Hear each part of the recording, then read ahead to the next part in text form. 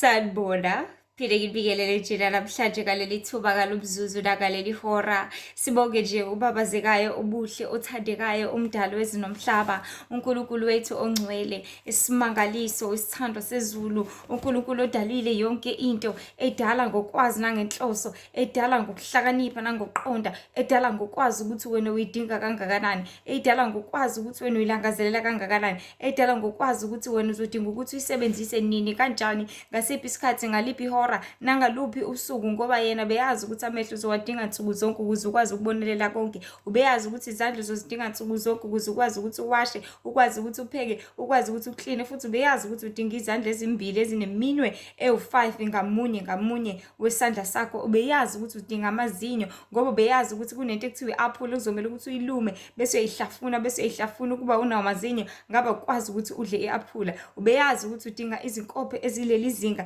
ezifinyelela. Ubeyazi ukuthi udinga amabele abe mabili ukuze noma uthola amawele ukwazi ukuthi elinye ulibeke ngapha elinye ulibeke ngapha. uNkulunkulu uhlezi ehlakaniphile, uhlezi ebabazeka, uhlezi engcwele, uhlezi uNkulunkulu omangalisayo ngaso sonke isikhathi, ngazo zonke izinto azenzayo, ngazo zonke izinto asibonelela zona, ngazo zonke izinto aziveza ngazo usuku nosuku. So bantu bakaNkulunkulu, hlezi njalo simbonga uJehova umdali wezinomhlaba, hlezi njalo simbabaza ngobukhulu nangezimangaliso zakhe nangobungcwele bakhe ngaphezu kwezimpilo zethu, ngoba uNkulunkulu onjalo, ofanelekile ukubongwa, ofanelekile ukubabazwa, ofanelekile udumo, ofanelekile ubungcwele. Ngoba kumuntu okwenzela yonke into uhlezi umbonga, ngithi uhlezi umlangazelela ukuthi awu ma, njengoba nje hlezi nje usuku nosuku uyangi-check ukuthi nginjani, njengoba nje ngaso sonke isikhathi zonke insuku uyakhumbula ukuthi ngiyalamba, angilethele ilunch emsebenzini, angilethele ukudla, angilethele ijezi mase ngigodola, angenzele zonke lezi zinto ezinkulu engizidingayo, mina ngingakanaki, mina ngingakaboni, mina ngingakayicabangi nokuyicabanga leyo nto. Uhlezi uhlala njalo ucabanga ukuthi eyibo, umuntu ongithanda kangaka mina yini engamenzela yona, umuntu ongithanda kangaka mina yini engambonga ngayo, umuntu ongithanda kangaka yini yena ayithandayo, yini engamsiza ngayo. NoNkulunkulu ngokunjalo bantu bakaNkulunkulu ukuthandile wena unamehlo abanye benganawo, wakuthanda wena wanezandla abanye bengenazo, wakuthanda wena. Omunye umuntu uhamba wheelchair, wena uhamba ngezinyawo zakho, uhamba edolobheni uma uthanda ukuya edolobheni, uye ebhishi uma uthanda ukuya ebhishi. Okuthandile wena usakwazi ukusukuma upheke into oyithandayo uma uthi nje ihalela ukuthi ngirothorothoze isibindi noma ngithose amasoseji or whatsoever. Kodwa khona umuntu odla iklabishi ngenkani engasathande laphayana ejele noma laphayana esibhedlela, uphakela ubhontshisi, awudla ubhontshisi ekhaya kuba akawudla ubhontshisi, kodwa usathandiwe wena, usanikezwa lokhu okuthandayo nangalokhu okudingayo nangalokhu okuhalelayo nokulangazelelayo ngesikhathi ohalela ngaso. Uthandiwe wena. Nanku uDisemba ubonasile wena, imali yakho usuyispende, wayispenda, wathola yonke into kade uyidinga nento yonke kade mhlawumbe uyibhalele phansi, nento eyidinga abantwana bakho. Khona omunye mhlawumbe ubonase njengawe kodwa yena sebembambe yonke leyo nkunzi yaleyo mali. Khona ubonase njengawe kodwa useyilahlile yonke. Khona ubonase njengawe useyiphuzile yonke. Khona wenze the same thing kodwa yena kwangenzeka imphumela enjengale yenzekile kuwena. Kusonke isikhathi bantu bakaNkulunkulu kumele hleze simbonga uJehova umdali wezinomhlaba ngakho konke asenzela kona, ngoba kukhulu kuyababazeka ngaso sonke isikhathi. Singabantu sike silibale ukuthi inhlanhla yethu esinayo ngokuthandwa kangaka izulu, inhlanhla enkulu kakhulu eyingqayizivele, ongeke nje wavele wayithola esinomi kanjani, ongeke wavele wayicosha phansi, kodwa inhlanhla enkulu edinga ukuthi wena uhlezi uyibonga nje kuphela, edinga ukuthi wena umbabaza uJehova nje kuphela, edinga ukuthi wena ubuyele enkosini nje kuphela, ngokuthi uyenze intando kaNkulunkulu. Ngoba uyasho encwadini yeDuteronomy 10:12 ukuthi manje-ke Israyeli, uJehova uNkulunkulu wakho ufunani kuwe ngaphandle kokuba umesabe uJehova uNkulunkulu wakho, umkhonze, umthande ngenhliziyo yakho yonke, ngomphefumulo wakho wonke, ngamandla akho onke, ngeke ngithi mina nangesikhathi sakho sonke, ngoba usibusiswe nguye siyophucwa sona ngelinye ilanga, bese uyamkhonza ngendlela athanda ukukhonza, bese ugcina imiyalelo yakhe le engenzima esiza wena, le engenzima ekhulula wena, le engenzima eyenza ukuthi ungayi wena ejele, le engenzima eyenza ukuthi wena ungatholi izifo uma ngabe uphingile, le engenzima engenza ukuthi wena uhlezi njalo uyikhothamela uyikhonza, sekumele njalo ke manje usunestress ukuthi awuma kumele ngenze umluko omusha khona ngizokwazi ukuthi ngishuthe nani ngiposte, awu mase kumele ngenze u1 no2 no3. Le ngenzima ngoba ngale nkathi ithi ungabe nabanye uNkulunkulu ngaphandle kwami, uyazi uNkulunkulu ukuthi if ube nomunye uNkulunkulu wena uzothwala kanzima umolayini lapha emaklinikhi ufuna imishanguzo, le mishanguzo le ngeke ikusize ngalutho ngoba izokulapha namhlanje kusasa uyogula futhi usazophinda umdinge lo dokotela uphinde ukhiphe another 300 rand.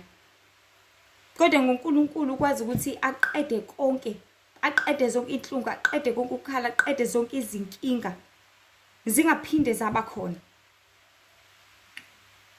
So uNkulunkulu uhlezi esikhulula, masimkhonzeni. Umkhonze ngendlela athanda ukukhonzwa ngayo ngesabatha lakhe elingcwele, ngokugqoka uzothe, ngokuhlonipheka. Umkhonze ngezindebe zakho ngokuhlabelela, ungakhathali, ungadingi ibali, kodwa uhlale njalo uzisondeze enkosini ngokupheleliswa ngaso sonke isikhathi. Kanye ngathi ucabanga ukuthi yazi kumele ngimbonge umngane wami ave sengisizile, wangisiza ngishonela umama wahlala nami iviki lonke, wangenzela yonke into enkulu. Cabanga wakusiza iviki elilodwa kodwa ukumbonga kwakho ungambonga ngisho ngohalf omholo wakho. Cabanga lokusiza insuku zonke ke. Akunikeza into enkulu kangaka ekuphila. Akunikeza igugu elingaka elokuphefumula. Akuyenzela umusa phezikomusa uwona. Ngoba masona lapha emhlabeni sifanele ukuthi sife ngaleso sikhathi. Kodwa uNkulunkulu uJehova umdali wezinomhlaba uthi noma wona akusheshe uKristu ekucelele into ethelelo bese uyathethelelwa ungafi uqhubeke uphile. Uthi masubadubulile labo bantu laba ngoba usebenza njengenkabi ubadubula abantu abawu10 ngosuku. Wone kangaka wabulala imphefumulo engaka uNkulunkulu kade ihlelela ukuthi izoba abaprofeti, izoba abafundisi, izoba ababishop wona uqeda ngayo. Wamisela icebo likaNkulunkulu kangaka kodwa waqhubeka wasindiswa. Waqhubeka wahlala emhlabeni kaJehova, waqhubeka wahlengwa, waqhubeka waphulukiswa. Mele umbonge ngasonke isikhathi uJehova umdali wezomhlaba. Ngoba ububele bakhe nomusa bakhe besingame ngendlela eyisimanga. So bantwana baNkulunkulu ngaso sonke isikhathi kubalekile ukuthi simbonge udali wezomhlaba. Bese nje sekuhloko esithi abazali abangabadukisi. Abazali abangabadukisi inqobo kakhulukazi abantu baNkulunkulu ukuhlangana kwethu kulezi zinkundla zokuxhumana. Umphefumulo wakho, ukuphila kwakho, ukusindiswa kwakho, ukuphenduka kwakho, ukubhabhadiswa kwakho, nokufumana ukuphula okuphakade. Ngakho ke ngaleyo ndlela sizohlezi njalo sibheka zonke izinto ezivelile, esizibonayo, esingayibona ezicashile, esingayitshela ukuthi zingasetshenziswa, esingayitshela ukuthi hayibo ngeke lokhu ngeke uze akwazi. Kodwa konke uNkulunkulu asicacisela ngakho nasibonelela kona ikona impela emele sibuke siqaphele. Ikona impela emele sibuke siqaphele bese sideda kukona konke. Ukuze sizokwazi ukuthi sithole ukuphulukiswa ngoba ziningi izinto njengamanje ubumnyama obulwa ngazo ukuvimbezela ekuthenini wena ungatholi ukusindiswa. Ukuvimbezela icebo likaNkulunkulu ngoba yena usitha, yena uSathane uhlalela ukophoza yonke into ehlangene noNkulunkulu. Methu uNkulunkulu left uthi right, methu uNkulunkulu up uthi down, methu uNkulunkulu white uthi black, methu uNkulunkulu sun uthi yena moon. Konke uhlalela ukuthi nje ngaso sonke isikhathi opposite, opposite, opposite. So kukona konke kumele siqaphele ukuthi endalweni yonke khona isithe siyaguqula lokho ngendlela uNkulunkulu ade kuhlelele ngayo, ngendlela uNkulunkulu ade ethanda kube ngayo. Angithi uNkulunkulu uhlelela ukuthi siphile ngokutshala, wathi sithi cha ngingatshala uzani uzothenga. Angithi uNkulunkulu uthi asiphumule ebusuku silale, sithi hayi bungalale hambe uyophuza. Angithi uNkulunkulu sihlelele zonke izinto, wathi ngaphuza amanzi omfula sithi cha ngcolile amanzi ozophuza umpompi, lawo mpompi angcole worse. Ethi uNkulunkulu esihlelelile ukuthi senze kanje sithi cha ungakwenzi lokho wena enza into oyithandayo. Emhlabeni kabani? Ezweni likabani? Obuso ubani? Ongubani onamandla kaphezulu konke? Ongubani okumnini mandla wonke? Ongubani onigugu? Ongubani onegunya? So abazali abangabadukisi hleze sazi abantu baNkulunkulu ukuthi into eqoqayo lapha emhlabeni ebophayo futhi elugange umthetho. Sonke sasike sibona amakhaya kusukela kudala ekhaya nomthetho enobaba ozosho ukuthi u6 u6 isikhathi sokukhuleka musikhathi somkhuleko. Akho ngane ephathini la, akho ngane igqoka ibhluke la ekhaya, akho ngane entombazane sayibona emgaqweni kunalokho mayishawe. akukho ukuthi nokuthi kuzokwenzeka endlini yami, emzini wami, ukhale sami isicathulo nanani. Sonke siyakwazi konke lokho, siyakubona konke lokho ukuthi wonke lawo makhaya lawo ayeba ney'ngane ezayikhula zikhule zihlonipha, zikhule zizazi, zikhule qede iphumelele. Kodwa njengamanje akusenzeki konke lokho. And yazi okwathi omunye umama, yazi thina ekhaya kwakumthetho nje ukuthi ibhuluku aligqokwe. Kwakumthetho nje ukuthi hey, ningazolanda izinto zabelungu nizoyiletha la egcekeni. Hayibo, ningazowenza umathanda la egcekeni enze 1 or 2 nje, akho bhuluku ezogqoka, akho macici la, akho necklace, ngithanda ukucobeceba izinto zabelungu izingezi isize ngalutho. And lowo mthetho loyo wobabiyela ngaso sonke isikhathi. Ngoba njengamanje sesiyathola ukuthi zonke lezi zinto zibuswa yini, imimoya yamadimoni. Zonke lezi zinto ziyabulala egcineni kosuku, zonke lezi zinto ziyajezisa esihogweni. So loya mthetho loyana bona babengawuthatha ukuthi bukwa nje uba bezivimbezela, uba budlala ngathi nanani, kodwa wawubiyela uvikele bona. So into ebalekile abantu baNkulunkulu umthetho, ngoba ulugange ezintweni eziningi, ikakhulukazi ulugange ekubiyeleni ukuthi ungangeni esonweni esingokulethela ukufa okuphakade. Ungugange umthetho. So ikhaya lingenamthetho njengamanje kampunzi endlemini, umama uyaphuma ubheka le, ubaba uphuma ubheka le, umntwana uzokwenza njani? Ngiyazi ahlale phansi naye uzophuma abheke le. Ikhaya lingenamthetho, umntwana methe ekhuluma into umzali abuke nje ahleka, hawu bakithi sawumntwana lelo khaya lizofa, ngoba leyo ngane ngeke iziyazi leyo nto eyishoyo ukuthi wrong kangakanani. Umntwana ufuna yonke into for matter of fact, kahle kahle njengamanje siphila isikhathi lapho khona abazali ibona abanikeza izingane yonke into, bazinikeze inkululeko ezingayidingi ingane, ngoba ingane zilalela, zifunde, zibuke, zibheke, zijonge, bese zenza ngendlela ezibone ngayo. Angithi ukuthi uyikhulisa ingane ngendlela yokuba yayo ukuthi noma esikhulile ingasukuyi Izakha 22:6. Ngaleyo ndlela if uzikhulisa ngekuthi itanase nje ikhululeke, iyona ndlela ezoba yiyayo leyo. Ukukhuleka iyona ndlela ezoba yiyayo leyo. Angisho ukuthi ingane kumele iboshwe ke mhlasimpe ziboshelwe embedeni, ziboshelwe kosofa, ziboshelwe endlini, cha. Ngithi khulisa ngokutshela iqiniso, ngoba abazali bayalazi iqiniso. Abazali baphilile ngesikhathi sakudala, bayazi ukuthi yini esiza yini engasizi. Bayazi ukuthi kumele izingane zihlezi zidla ama-veg njalo ngaso sonke isikhathi ukuze zibe zinhle, zikhule, ziqine, zithole izakhamzimba kunezibulala mzimba. Kodwa ibona bagxisha ingane ngoshukela, ibona bagxisha ingane ngamafutha, ibona bagxisha ingane ngazo zonke izinto ezingekho right. Anibuke nibuke even abelungu. Abelungu ngisho bebuthenga ushukela bawumlimithe enganeni. Bathi uzokudla kanye ngeviki noma ebusuku, awuthinta ushukela. Njengoba uphathe namhlanje amakhekhe esikoleni uzozowaphathe ngalela langa. Njengoba udle namhlanje uchocolate, idla igqaphuza elilodwa ngesikhathi. Amakhekhe and amakhekhe ebelungu baze bawalahle because kuthiwa idla kancane, uthi nje cha. Thola ukuthi uzothenga umlungu ikhekhe elikhulu elingaka, kodwa nje athi nje uphisana omncane lize libole azalilahle lapha. Ngoba bayazi ukuthi lezi zinto zinkinga kangakanani, bayazi ukuthi ziyingozi. Kahle kahle mabesho beyichazisa le ndaba bathi it's just to treat ama-taste buds akho ngaleso sikhathi. Hayi ukuthi into sekumele ke manje ibuse, cha.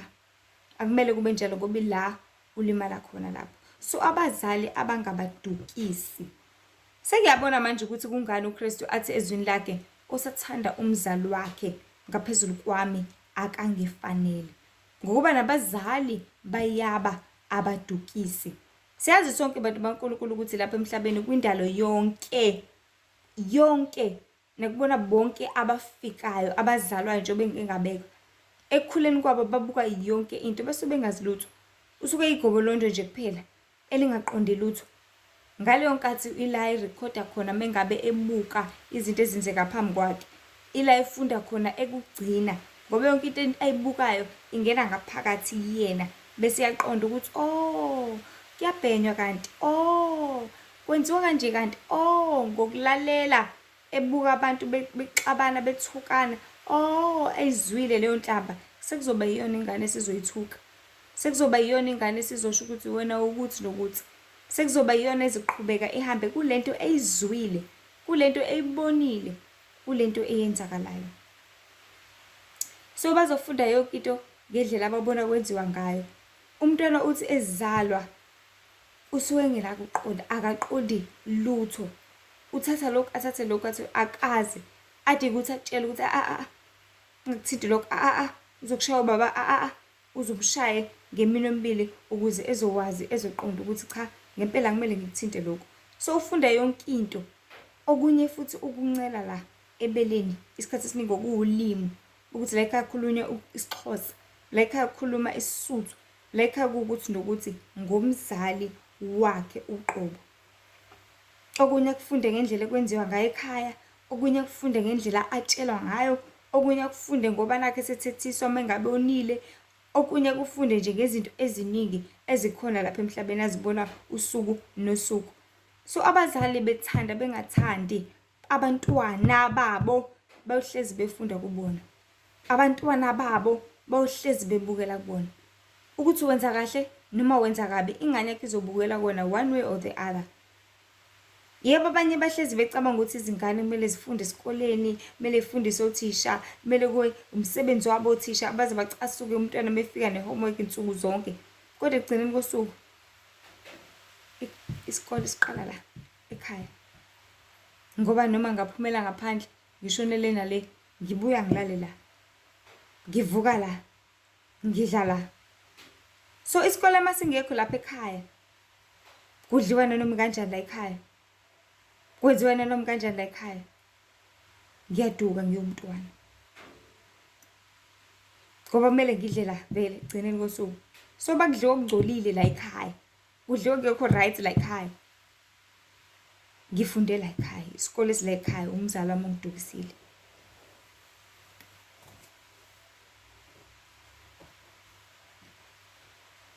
Baze bathi abazali kade kake kuyiselala esikoleni, uba futhi kuzophinde kube yibile kubela kusize ngoba hoboyike. Uma futhi kuzophinde kube yimina ekumele ngikwenzise zonke lezi zinto. Athi umsebenzi wasekhaya, umsebenzi wasekhaya. Hey, lalela libothisha umsebenzi wasekhaya izitsha. Umsebenzi wasekhaya umbhede. Bebala zonke lezi zinto. Ngoba ngaso sonke isikhathi kuyasizwana. Kwakhiwa isizwe ngokukhulisa lezi zinto ingane ezincane ezizokhula kumele zibe kusasa kusasa. Ezokhula zimele zibe ukuthize kusasa.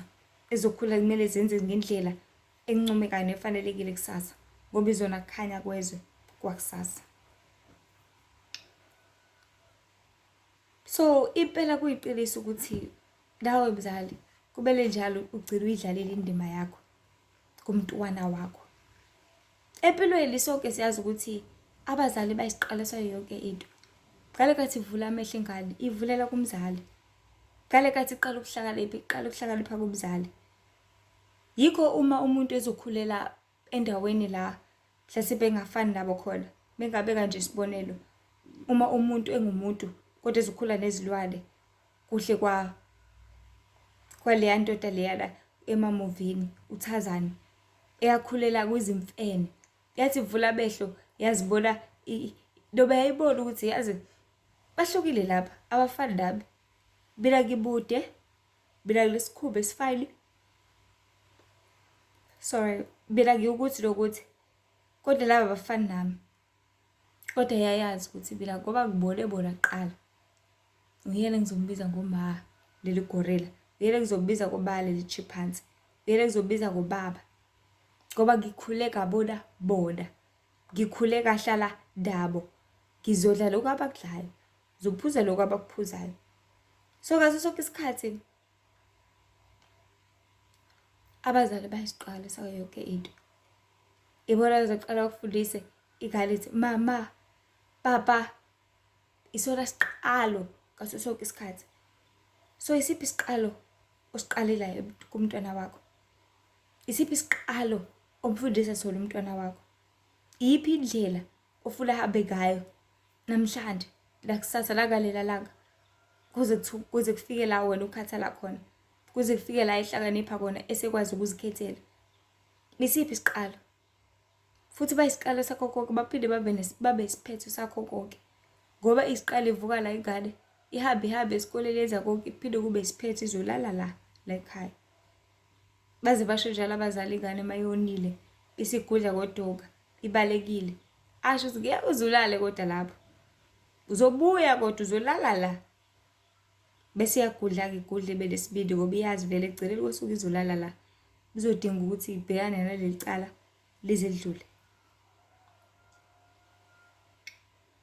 ngoba ngaphandle kwabo abazali kabasifikanga lapha emhlabeni. Baba yithuluzi elikhulu lokuletha abanye abantu lapha emhlabeni, eligugu kakhulu. Kepha abazali banomsebenzi omkhulu kakhulu futhi. Abaningi bayawazi, abawenzi. Abaningi abawazi ngoba nabo basabancane, basayingane.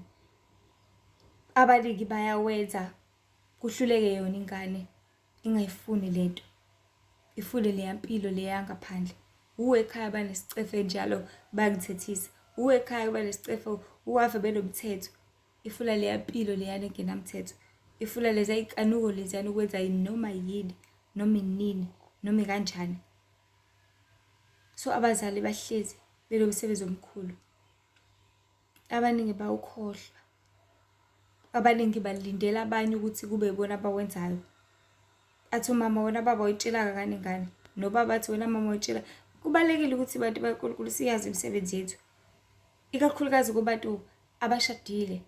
Kumele nibambisane ngomntwana, kumele niqinisane. Athi ubaba mayishayela umthetho, umama uqinise kakhulu. Athi ubaba methe ayigqoke ibhluwe la ekhaya, umama uqinise kakhulu. Ungabe umama uzokhiphela ingane ibhluwe ngewindi, athi hamba uzogqokela esikoleni ngiyakubona ubaba wakho. Athi angizokuthengela, ngizokubekela kuleya drawer kulela khabethe, vele ubaba wakho akawathinti owardrobe nani nani. Athi ubaba ethe ingane ingayi ephathini ngoba ubaba uhambile wahamba ne-business trip, athi umama hayi ungahamba ngoba cha.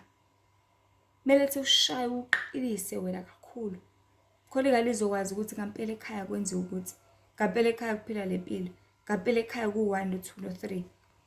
Kubanjiswane ngomntwana. Uba ukumzali uwedwa single parent, tshela umntwana wakho buka abaqinise, hlale la phansi umyale. Mekayaleka umshaya umthela uswazi. Ungabe umzali ongumdukisi ozovumela yonke into ukuthi ingane iyenze, ozovumela zonke izenzo zobubi, wazi kahle ukuthi kusasa le ndlela izombulala umntwana wami, kodwa uyamdedela ahambe. Uyamdedela ephathini, i-21st party, kodwa ingane ena 8 years. Hayi phela iphathi yasisi wakhe nani kuzobhengwa kujive ubusuku bonke. Ayikho ingcupheni leyo ngane. La kwafa ingane eziwu-21 lapha e-Eastern Cape. Namanje sikafundi ukuthi kunama-risk amaningi kangakanani ngabantwana baphuma ngaphandle. Bazali ningabe ngabadukisi, bazali ningabe ngabalahlekisi. So izwi laNkulunkulu lisezigcizelela ukuthi abantwana bakhuliswe ngendlela efanelekile. Leli zwi likubeka ngokucacile ukuthi umuntu okumele akhulise, afundise, nguye umlethi womntwana lapha emhlabeni. Yebo kuyaye kungabe kuhle kwezinye isikhathi uma abazali mhlawumbe ethi uzoshonela esibhedlela, ethi khipha lo mntwana aphelele lapho, noma ashone na-2 years, ashone na-3 years, thola ukuthi ingane izogcina ingamazanga ngisho ukumaza umzali wayo. Behamba lapha emhlabeni bese umntwana kumphoqa ukuthi akhuliswe esinye isandla, okakhulukazi esingenandaba naye. Mhlawumbe bekhuliswa ati akayingenile. Angiphathi mezokhuliswa unkosikazi wababa, unkosikazi wababa wekazwali lalo mama, uzoyihlukumeza ayiphathe kabi ingane, okukudukisa okungaphezulu. Kodwa lisijezwe uJehova omdali wezulu nomhlaba usibekile, esibekela bonke labo bantu, esibekela bonke lobo bubi, esibekela bonke lawo manyala.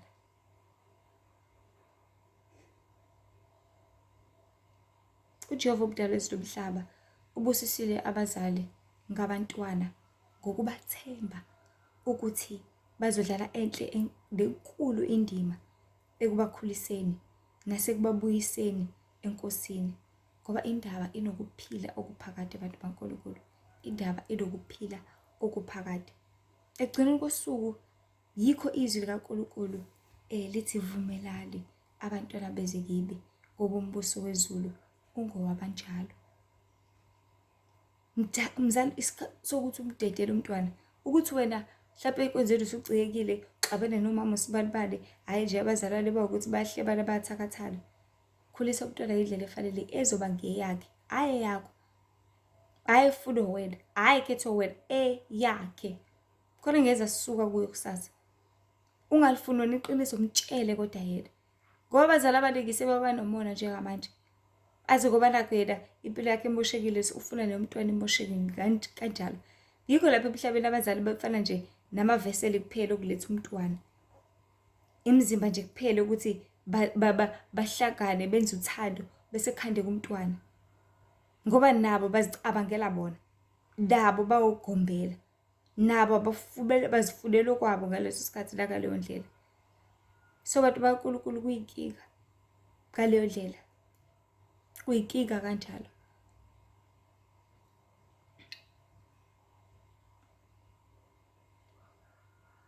Kuyinkinga kakhulu ukuthi sekunabazali njengamanje asebengamagumbi wobumnyama besebenzisa isitha uqobo lwazo. Abakwazi ngesibindi ukukhipha abantwana kuNkulunkulu nasenkosini kunokuba babayise isibindi esingaka sokuthi hayi ungayi esontweni, hayi ungayi enkonzweni, hayi wena njalo uzila ukudla, hayi ungayenzi leyo nto, hayi njalo nje lwenhlonipho lokufundisa unave bheda. Banesibindi sokuthi bakhulume nabo banyala, bekhuluma ezinganeni. Banesibindi sokuthi balahlekise baluthekise abantwana. Athi umzali ebona ukuthi ingane iyazama, izama ukukholwa, iyazama yazila ukudla, iyazama ey'nkonzweni kube nguye ozothi cha, hlala phansi. Njalo nje unenkonzweni awume kancane sinomcimbi la ekhaya. Awume kancane, awudli ukuthi kumele sazi into eyodwa abantu baNkulunkulu ngekhaya. Abazali nabantwana ukuthi kubalulekile ukuthi kube khona umthetho. Yabona umntwana uma ekhula kumele ashawele umthetho. Kumele atshele ukuthi ungabi nabanye uNkulunkulu ngaphandle kwami. Kumele atshele ukuthi ungazikhothameli, ungazikhonzi.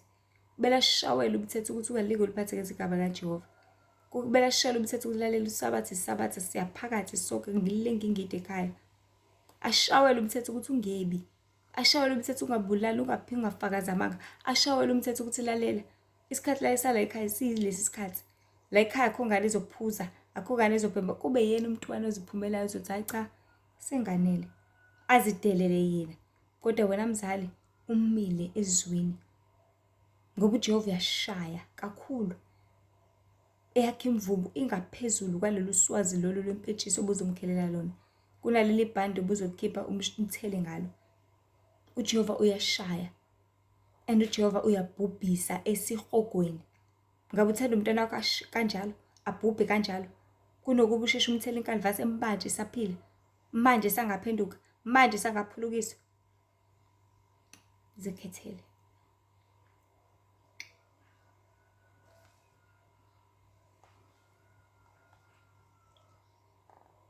Ngoba njengoba ngingangabeka ukuthi umthetho ulugange kahle kahle. Umthetho uyabiyela kahle kahle. Atshele umntana ukuthi awuhambe ebusuku lana. Tshela ukuthi ayigqokwa into yokuthi la ekhaya. Atshela ukuthi awuhambi nalabangani laba. Tshela ukuthi kuphilwa kanje la kuyahlonishwa. Ubaba uyaguqela umelethele ukudla. Ubaba uyaguqela uma ukhuluma naye. Awumbheke esisweni. Awukhuluma umathanda ukuthi ukhuluma nomngane wakho. Ukhuluma udilike emthini. Wenza umathanda cha. Umthetho ube uthetho khona uzoba ugange ngaso sonke isikhathi. Afunde umntwana kakhulu. Afundiswe nguNkulunkulu la ekhaya. Uthi uqeda umsiza ke homework uqede landa iBhayibheli fresh. Sesifunda iBhayibheli manje. Isikhathi sestudy manje. Isikhathi saNkulunkulu manje. Kube umthetho wasekhaya. Ngoba uNkulunkulu yena usemqoka ngaphezulu yonke into.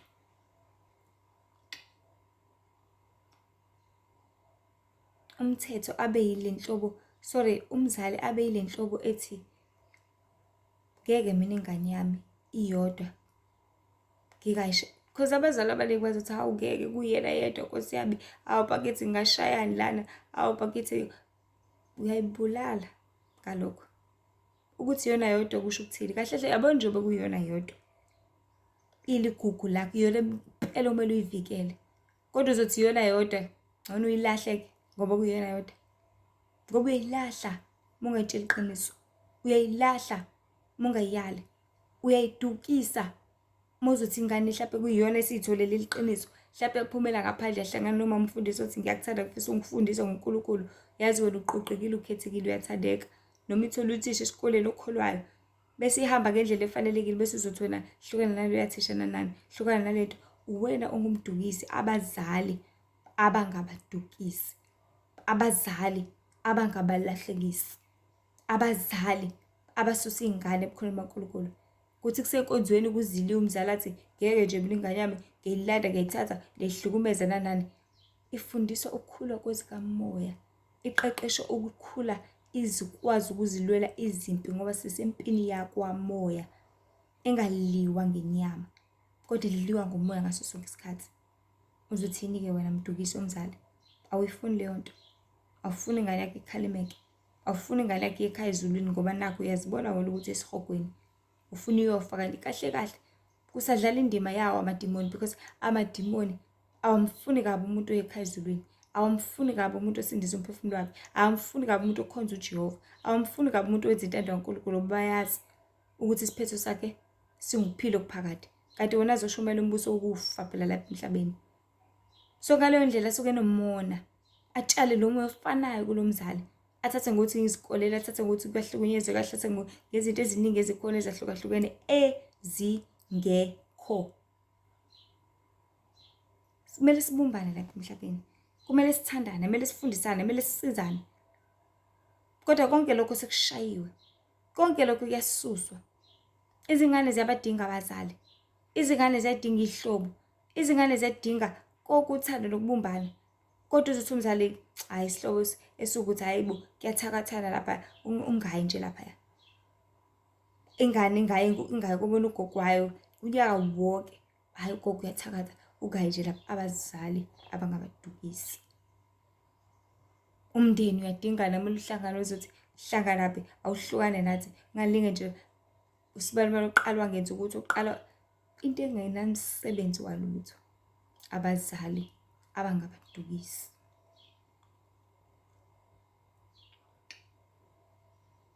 Phinde futhi labazali akayishayi ingane aqede lapho uzoyithengela yonke into. Thengela ingane nafoni na 10 years. Hayi phela bele isebenzisa isikole, cha. Thenga eyakho. Isebenzise eyakho. Noma ithenge isebenzise maphi? Esikoleni for ini. Msebenzi esikole, okay, landa laptop uyibeke la. Nayo leyo laptop uyayigada, uyamonisa ukuthi usebenza umsebenzi esikole noma uzofaka kuFacebook. Uma umzali oqaphelile, ube umzali ovula amehlo, ube ngumzali ongayidukisa ingane kodwa oyiqondisa endleleni ngoba usiza yona. So kwabazali basebenzisa umoya obumnyama ukususa abantwana abakhethekile ngoba kuza nezithunywa zikaNkulunkulu zizosebenza lapha emhlabeni. So ingane izalelwe emndenini onomzali onjalo, khona ezidukisa ilahlekisa, khona ezifeza icebo laNkulunkulu lapha emhlabeni. Abazali abangabadukisi. Thengele ifoni na 10 years. Thatha ukuthi uyafunda. Kanti ingane bamatasa ngimkhuba ayisalali ngisho ebusuku. Ngasese ngalolu cingo yona, wena uyinikeze yona. Phinde ungayiyali. Ayibuke nje umzali ingane. Ilibele ithi fuzo sibalwa, ufuzo umkhulu wakhe nje Nkosi yami. Naye wenza njengalo mfana esho embala izaba ezingasizi ngalutho egcineni. Izelo uzoyiphilela yona. Ayizile uzo-acta njengomkhulu, ayizile uzokwenza njengomkhulu njengokhokho. Uzothi ingane iqala ukubhemisa kancane, hayi nomkhulu wakhe Nkosi yami yoyifihla ugwayi ebhema, naye wenza kanje esamncane. Awu nami ngangenza kanje, ufuna iqhubeke ihambe lapho nayo ibhede njengawe nayo. Abazali abangabadukisi. So bantu baNkulunkulu masazi ukuthi kubaluleke kangakanani ukwazana noJehova umenzi wezulu nomhlaba. Masazi ukuthi kusiqoqa kangakanani, kusifundisa izinto ezinkulu kangakanani, kusinikeza igunya, ugange, umthetho, kusinikeza ukuphulukisa, ukusindisa, ukuphilisa, kusinikeza ukuhlala ebukhoneni baNkulunkulu ukuze sofumana ukuphila okuphakade. Ngoba ngithe mangiqala le video ngathi sonke silangazelela umbuso wezulu, sonke siyalwa, sonke silwela ukuthi ngelinye ilanga simbone enkazimulweni. Sonke sihlalela ukwenza konke okufanelekile ngesikhathi esiyiso. Sonke sihlalela ukuzisiza emphefumulweni yethu. Sonke sisensimini lapha emhlabeni. okubiza ukuthi kule nsimi wena ulima kangakanani, wena wenzani, wena uzisiza kanjani, kangakanani, ngani. Asingaba bazodukisa abanye ukuthi hayi wena ungalimi lapho, hayi lima ngala. Simele ukumlalela uJehova futhi kunokulalela abantu. So bantwana abakhulayo, nazi ukuthi nabazali bangabadukisi. Uma umzali engeza kushayela umthetho, engeza kukhomba endleleni yokukholwa yasenkosini ezokuyisa ekuphileni okuphakade, engeza kufundisa ukuthi umntana ugqoka kanje, kumele ugqoke uzothe wentombazane, owesilisa kumele ugqoke ungagqoki into ezokubamba ezoskini, akutshele iqiniso athi lalela, yabo le ndlela osuyithatha njengamanje izokubulala, le ndlela osuyithatha njengamanje iyabheda. Labangani bakho bayabheda ngoba abazali bayazazi izinto, bayayibona, baziya ngamasibomu. Uma umzali wakho engiyazi akutshela kuyaleza ngazo zonke lezo zinto, uyakudukisa, uyakulahlekisa, uyakubulala kancane kancane, wena unganakile futhi ungaboni. Funa indlela yeqiniso la ingakhona, ilande la ifumaneka khona. Uma itholakala amakhelwane sengamane usitike kubona, kuthethwe makuthethwe, ushawe mashawa, kwenzeke nanoma yini ngoba egcineni kosuku uzisiza wena. Kahle kahle kumele sikwazi ukuthi kusuke kuba umnyama obulwa ngaleso sikhathi bo-attack, kodwa uma uyibambile, wayibamba iqina endleleni efanelekile yokulunga, yobuqotho, ugcina ukwazile ukuthola ukuphulukisa nokusindiswa sonke isikhathi. So konke kulele kuthina, konke kulele ekuzikhetheleni kwethu, konke kulele ekulangazeleni kwethu, konke kulele kwizinqumo esizithatha singabantu ukuze sithole ukuphulukisa nokuphilisa ngaso sonke isikhathi. So kubalulekile sazi ukuthi kubaluleke kangakanani ukwazana noJehova umenzi izulu nomhlaba. Basazi futhi ukuthi yena edalile izulu nomhlaba ungumenzi wakho konke, unguNkulunkulu onomthetho. Okubuhlungu ukuthi njengoba ungayishaya ingane yakho uyitotosa, uJehova uzoyishaya masindala, masijwayele ukuthi iyayithathela into engayicelanga, ukubusela lokho. Uzoyishaya izoya ejele, izothwala kanzima. Ejele bazohlukumeza ngezidlo mathanda, ejele izovalelwa ikhala insuku zonke. Ngoba unayiyeka Nkosi yami uthathe awuswidi nje sayingane akazi lutho. Uyafunda lo muntu. Yebo akazi lutho ngiqinisile impela, kodwa uyafunda nje ube uthathile kwangenzeka lutho. Ngoba lokho kuzomenza ebe kusasa. uNkulunkulu eshaya kakhulu, kungcono ingane uyishayele yona kusemanje. Ngoba incwadi ezihlakaniphi zakha ithi uma umshaya umntwana awumbulali, kepha uyamkhulula ekufeni. Ngoba uma umyeka into yenzayo umfundisa ukuthi konke akunankinga. Okwenza enze isinoma ikanjani, okuvula ugange nesango, kuvulela isitha namadimoni ukuthi angene bese yasebenzisa leli gumbi leli, angene bese yisebenzisa ingane lena. Ake sithi umfundisi ukuthi uma engowesifazane angaligqoki ibhulukwe, umthengele wena ulibele ukuthi hayi kuyabanda nani nani, naye uzokhula engazi ukuthi aligqoka. Ngelinye ilanga kuyothi-ke asekumele ukuthi kucace ukuthi agqoka ngempela, uzosho hayi bo, ongithengela nje, ongigqokisa nje, okwenza ukuthi nje. Amaqiniso akhona abantu baNkulunkulu, amaqiniso asabalele. Njengamanje siyathola ukuthi ngampela aligqoki ibhulukwe, ngoba ngelinye ilanga uyothi umntwana masesha kwalasha kuzoba inkinga.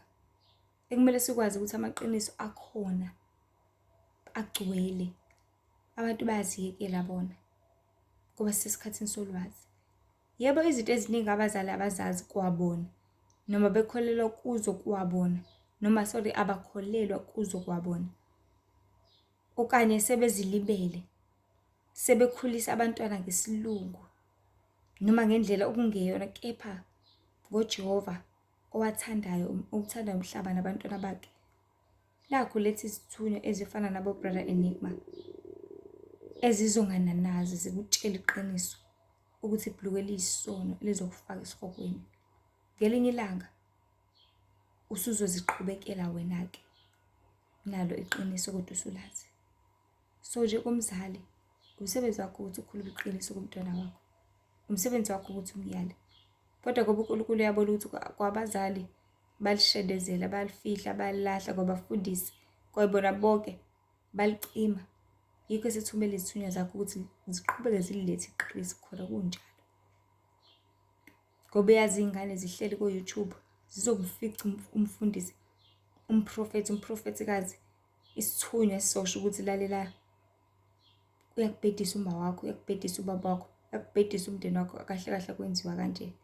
Ngoba uNkulunkulu uyakubonelela konke ukuthi abazali abayidlala indima kuzobaletha abazoyidlala. Ngoba isikhathi solwazi sikhona sigcwele, sidinga ukuthi abantu bazifunele ulwazi, balifumane bese bezithola ukuphulukiswa ngaso sonke isikhathi. Abazali nabo kulesi sikhathi sokugcina, njengoba ngabe ukuthi kwayibona sebeyisebenza okumnyama, ikakhulukazi kwikhaya lapho kuzozaleka khona isithunywa. Njengoba ngingabeka umzali kube nguye othanda izinto, kube nguye othanda emdala ugqoka iketi emfishane, emdala usahamba iy'ndawo zobumnandi zobhuzobu, emdala ubona nayigijima, kune-event kuzofika uDladla Mshukunqisi. Uhlaka lapho uDladla Mshukunqisi wena una-53 years. Uhlaka lapho nazo zonke lezi zinto ngoba umdala. Thola ukuthi ingane ayinendaba nazo zonke lezi zinto. Thola ukuthi ingane ayifuni noma ibone. Umzali aphume nomntwana umthengele iy'mpahla, asigqoka lokhu, afuna uyithengele ubucwele. Ayinendaba nakho konke lokho. Abazali yibo abadukisi. Alebele igqokisa, ihambise zonke le ndawo, biyithatha ukuthi bila ngenkani. Yona ebe ingathandi futhi ingazalele lokho. Umzali nje ngumuntu ongenamthetho, engumuntu ongahlaliseki, emdala uyaqala phansi, uyajola. Emdala uqala phansi, uyoma emgaqweni, uyoma ey'motweni. Kuningi. Kube umntwana utshela hayi bo mama usukwenza kanje. Kube umzali, hayi bo baba, iyeka leyo nto baba. Wakhipha wafaka amantombazane ekhaya. Ngokuthi nje uma uhambile nje, hawu kodwa baba. Ubaba akasakwazi ngisho ukuthenga igrosi sekumele ithengwe lo mfana ona-60 years. Akasakwazi ngisho ukwenzani, ulala ebutshwaleni, ulala kubo, uvukela kubo. Abazali yibo abasebengabadukisi namhlanje. Ngaleyo ndlela abantu bakaNkulunkulu, ngakalo buyalezo, uNkulunkulu awutshala enhliziyweni yami namuhla ukuthi ezinye izinto ungaphiki ngokuthi ungaphiki ngokuthi umama wethe akuyiwe enkonzweni, ungaphiki nokuthi ubaba wethe lapha ekhaya sikhonza amasiko noma sinamasiko, siphila amasiko noma yiphi indlela ababheka ngayo. Ungaphiki ngokuthi wethe uma ngigqoke kanje. Njengamanje sey'khathini zokuzikhethela yonke into. Ley'ngane zamanje zindala, ziyakwazi ukuy'khethela. Ziyakwazi ukusho ukuthi ngeke ugcine lo mthetho. Ubaba utheni ngeke ngiyenze leyo nto. Zikhethela okuhle-ke mntwana. Zikhethela okuzoba usizo okufanelekile. Sifile ey'khathini lapho iy'ngane sezinokuzenzela yonke into. So uma iphilele uma ifele ngoba nasethuneni uyolala wedwa. Iminyaka nje yokwazi ukuhlukanisa phakathi kokuhle nokubi, ileyo minyaka usukwazi ukuzikhethela, usukwazi ukuzisiza, usukwazi ukwenza into efanelekile. Futhi la sesihlalweni sokwahlulela, uyohlala wedwa. Kuyoze usho ukuthi sicela ukubiza uma, sicela ukubiza ubaba, uyena owayethi cha cha. Uyohlala wedwa. Angeke ube nasizathu, angeke ube nakuzilandulela ukuthi kungani ungakholwanga, kungani ungayifezisanga intando kaNkulunkulu. Ngoba amaqiniso akhona asabale athi chithi saka. Ingane igcwele ku-TikTok, akhona phakathi. Zigcwele Instagram, ngqo phakathi. Facebook into yabo ukuvuka belala, phakathi iqiniso lapho. So nje bethe chithi saka amaqiniso alindele wena ukuthi uzowathatha uwasebenzise, uziphulukise ngaso sonke isikhathi. Konke sekulele kuwe. Indaba inokudela konke. Dela kwawumzali wakho. ngenxa yokuphila okuphakade. Angisho ukuthi singabathandi, angisho ukuthi singabahloniphi sibagxeke ukuthi ngoba wena usuyazi uNkulunkulu, usuwazi ukuthi bese ubukela phansi, awusahloniphi, awusabalaleli, awusatshelwa, cha. Bahloniphe kodwa simele ulalela uJehova kunolalela abantu. Masibathande, sibahloniphe, sibanike indawo yabo, kodwa singalahli umthetho kaNkulunkulu ngenxa yokuzama ukujabulisa bona. Sibanikeze konke kodwa hhayi ukudlula uNkulunkulu, kungeqeli kumthetho kaJehova, kepha makube inkosi yokuphila kuqala, ngoba iyona nkosi enokuphila okuphakade. Konke okunye kulandele ngemuva. So inkosi nje bantu baNkulunkulu hlezi nazi ukuthi nabazali bangabadukisi, bangakulahlekisi. Wena underline ukuthi iqiniso uyalithola yini ekhaya, iziyalo uyazithola yini ekhaya, uqondisi uyakuthola yini ekhaya, umthetho ukhona yini ekhaya, ngoba lokhu kuzokusondeza enkosini. Kodwa uma ngikhuluthe ekhaya kunhlanga zimuka nomoya, kuyima-gidi azibethele, omunye ushona ngapha omunye ushona ngapha, kuyika-Mazenzele, udukile, ulahlekile. Buyela kuJehova, khetha inkosi. Umbuze umama umkhoshini, ma la ekhaya kade yithi yindaba singayi enkonzweni, la ekhaya kade yindaba singalifunda thina iBhayibheli, la ekhaya kade yindaba, ubuzisise.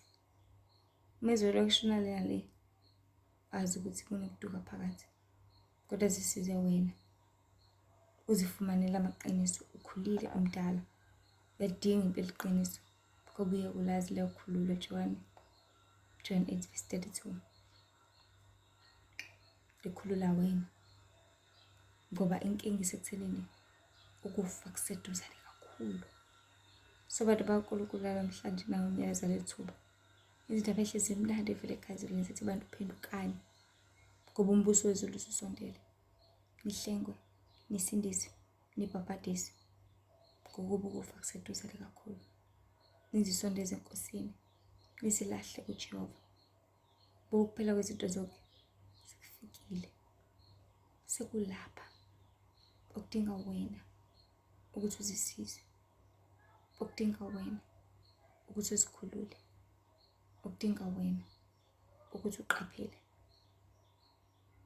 So inkosi ibe nani, nisize, nibele kuJehova okuphelele, nihlengwe, nibhabhadiswe, ngoba ubhabhadiso lubalulekile. Ukuhlambulelwa kona konke kwenza ufanele kubiza igama likaJehova, wenza ufanele kuba senkosini. So ngakhohlwa abantu bakaNkulunkulu ukuthi uNkulunkulu uyasizonda isono, uNkulunkulu uyabuthanda ubungcwele. Cela nje dlulise indaba abanye bathanda ukuphulukisa.